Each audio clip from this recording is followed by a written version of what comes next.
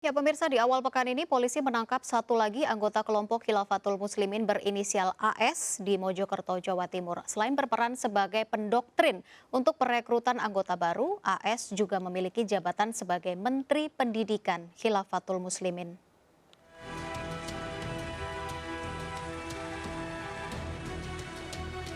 Penyelidikan terkait organisasi Khilafatul Muslimin terus dilakukan polisi. Setelah menangkap sejumlah petinggi dan anggota Khilafatul Muslimin di sejumlah daerah, polisi kembali menangkap anggota Khilafatul Muslimin lainnya.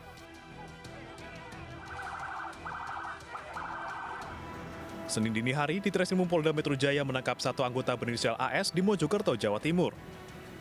AS yang disebut sebagai Menteri Pendidikan Khilafatul Muslimin berperan sebagai pendoktrin calon anggota baru agar meyakini khilafah bisa menggantikan Pancasila. Yang mengejutkan, polisi menyebut ada 30 sekolah yang terafiliasi Khilafatul Muslimin.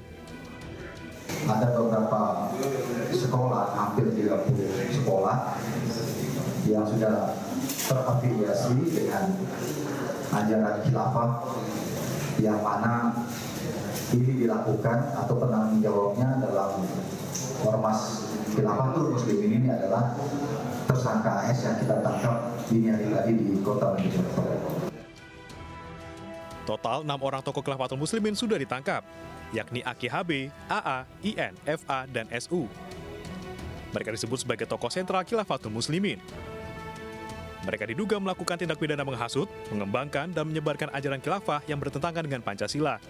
Selain itu, mereka juga diduga menyampaikan berita bohong yang menimbulkan keonaran di masyarakat. Kisruh Khilafatul Muslimin bermula dari aksi konvoi motor yang dilakukan para anggota ormas tersebut di sejumlah wilayah pada 29 Mei lalu.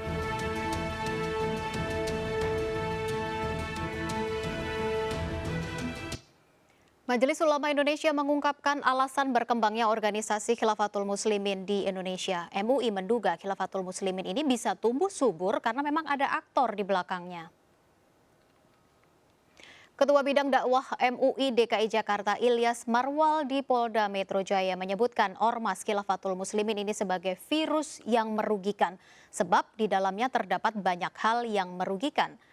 Disebutnya jika masyarakat memahami arti Islam sebenarnya, maka seganas apapun virus Khilafatul Muslimin tidak akan mempengaruhi.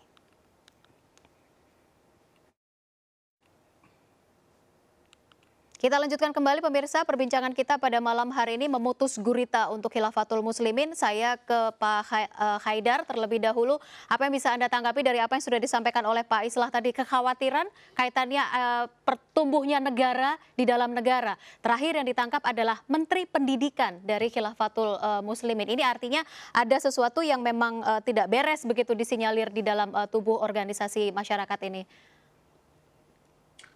Iya, sebenarnya tidak ada negara dalam negara ya.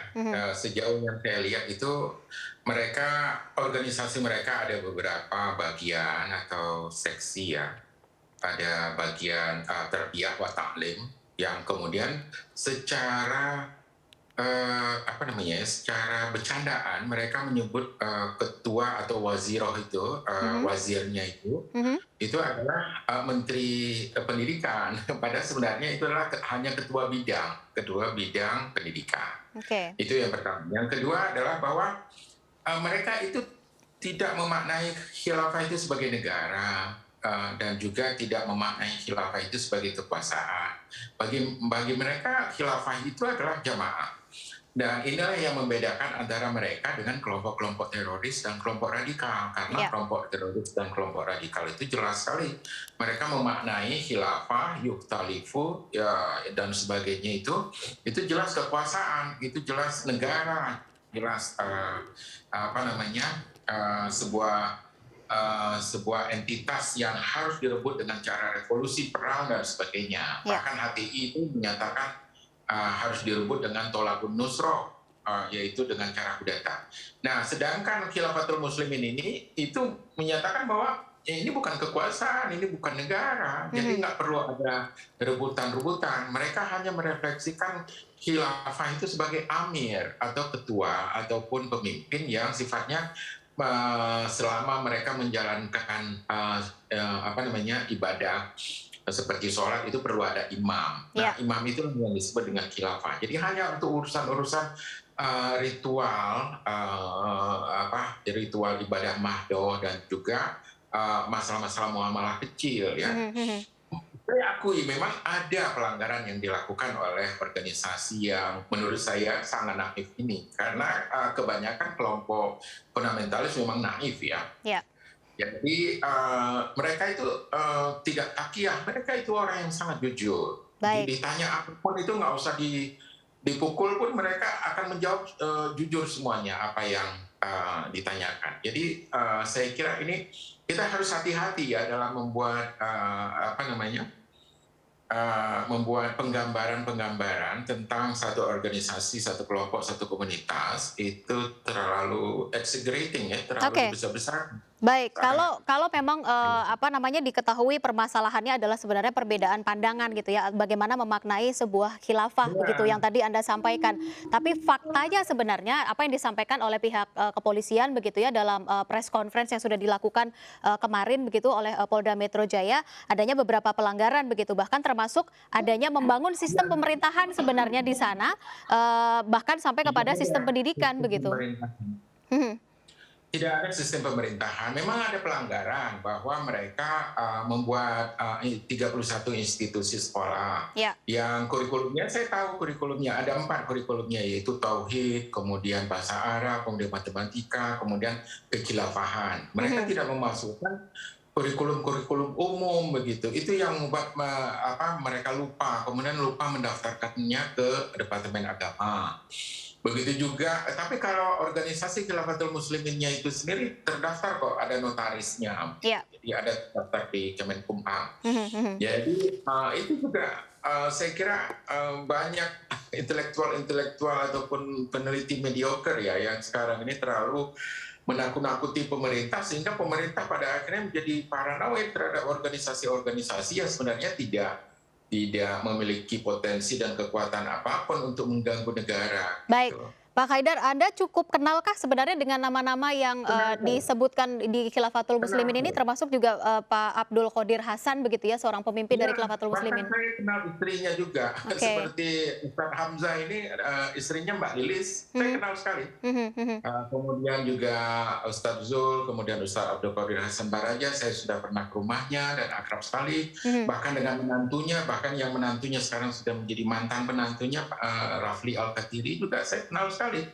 Semuanya orang-orang baik, orang-orang jujur yang tidak memiliki tendensi atau intensi apapun untuk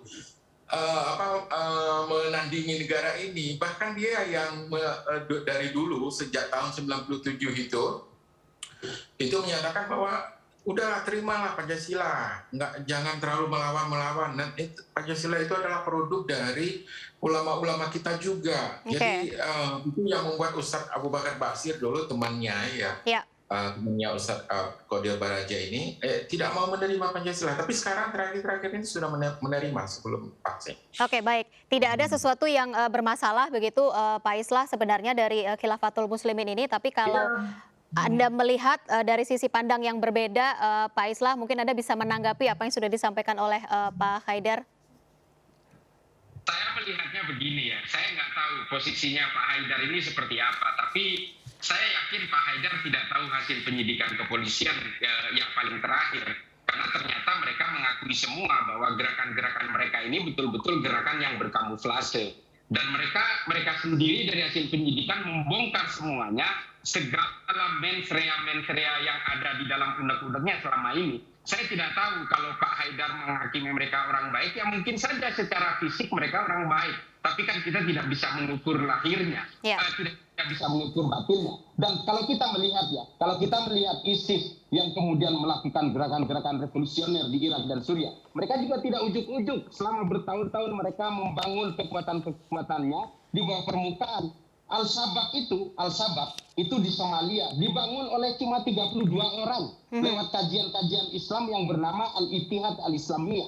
Lalu juga di Suriah juga.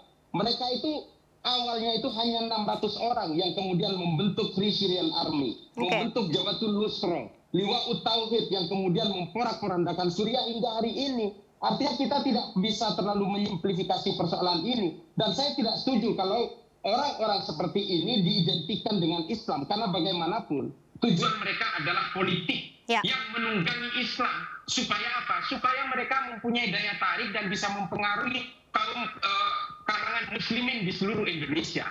Ini Baik. memang pola-pola mereka yang kita tidak bisa terlalu simplifikasi. Baik, apa yang mungkin bisa Anda sampaikan terakhir begitu ya, supaya organisasi semacam ini atau yang menurut Anda mungkin bertentangan begitu ya dengan negara kita begitu, supaya tidak berkembang subur sebenarnya di negara kita ini? Saya setuju terhadap apa yang dilakukan oleh pemerintah. Ada law enforcement di situ, ada preventive strike, tapi juga jangan lupa harus ada mitigasi-mitigasi yang dilakukan kepada orang-orang yang terpapar ini. Termasuk saya tidak setuju terhadap penutupan lembaga pendidikan mereka, karena bagaimanapun mereka harus punya hak untuk diluruskan pemahamannya. Baik. Nah, pemerintah di sini, lembaga kementerian dan sebagainya, harus terlibat untuk berusaha men-take over ini. Jangan ditutup. Kalau ditutup, mereka justru berdiaspora tanpa melalui proses mitigasi dan deradikalisasi. Ini tetap, lembaga pendidikan itu tetap tidak boleh ditutup, cuma pemerintah harus melakukan intervensi terhadap edukasi mereka, paham-paham kebangsaan, berusaha direintegrasi. Kalau ini ditutup, betul-betul justru menghilangkan hak mereka untuk melakukan proses-proses diskursus keilmuan. Baik. Nah, ini penting. Terima kasih, Mbak Risa. Baik, terakhir Pak Haidar, dari Anda, apa yang mungkin bisa disampaikan supaya ini memang tidak menjadi organisasi yang memang meresahkan begitu bagi masyarakat dan membuat pemerintah kita juga tidak menjadi parno begitu sebenarnya? Iya, memang saya akui memang agak meresahkan ya dengan konvoi-konvoi mereka yang agak kampungan itu. Saya kira Khilafatul Muslimin itu harus kembali kepada hitah awalnya tahun 1997 bahwa mereka anti demonstrasi. Baik. Jadi konvoi itu kan salah satu demonstrasi. Tapi juga jangan terlalu berlebihan menghakimi Khilafatul Muslimin. Mereka bukan takfiri, mereka juga bukan takiyah. Yang takiyah itu kan Syiah. Kalau takfiri itu kan yang ISIS, yang Wahabi takfiri. Jadi kalau mereka itu anti Wahabi bahkan anti Syiah juga. Jadi saya sebagai antropolog, sebagai peneliti yang memang berangkat dari data-data lapangan yang saya sudah kumpulkan sejak lama. Baik. Jadi nggak mungkin bagi saya untuk mengungkapkan sesuatu yang tidak berdasarkan fakta dan realita yang saya temui di lapangan penelitian. Jadi kalau orang-orang lain mungkin bisa saja membuat kesimpulan-kesimpulan yang sumir dan cenderung tendensius terhadap Khilafatul Muslimin. Tapi kalau saya berusaha untuk tetap realistis dan sesuai dengan metode penelitian etnografi saya. Gitu. Ya. Baik, tentu saja kita berharap supaya ini semua bisa terselesaikan begitu ya. Kita nantikan kembali hasil penyelidikan dari pihak kepolisian dan jika memang Khilafatul Muslimin ini sesuai dengan arahnya pun juga tidak meresahkan bagi masyarakat. Pak Haidar, Pak Islah Bahrawi, terima kasih untuk waktunya pada malam hari ini. Salam sehat untuk Anda Bapak-bapak. Assalamualaikum warahmatullahi wabarakatuh. Waalaikumsalam warahmatullahi wabarakatuh. Dan pemirsa tetaplah bersama kami, MNC News Prime masih akan kembali sesaat lagi.